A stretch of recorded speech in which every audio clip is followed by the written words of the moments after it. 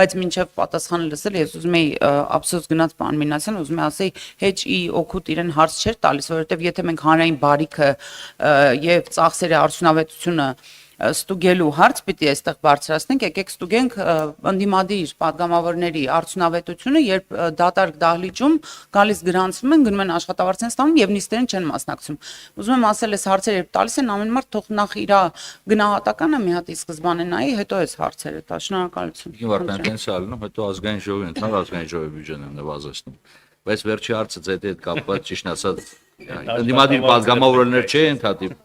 բայց Տիգին Վարդան ձեթի հետ կապված հարցը կարծես թե մի փոքր էս ձևաչափից դուրս է, եթե ցանկանը խնդրեմ, որտեղ չէ բյուջե են քննարկում։ Պարոն Մինասյանին թողեցինք այնքան հարցեր տվեց ոչ էս ստեղից, հիմա Տիգին Վարդանյանին արգելում եք։ Պարոն Հարությունյան, Շնորհակալություն, պարոն Հարությունյան։ Պարոն Հարությունյան, ժողովրդավարությունը պահանջում է նաև որոշակի, ասենց ասեմ, վերաբերմունք, որ հետո չասեմ, բալանսավորված, այո, պարզապես ասեցի, խնդրեմ։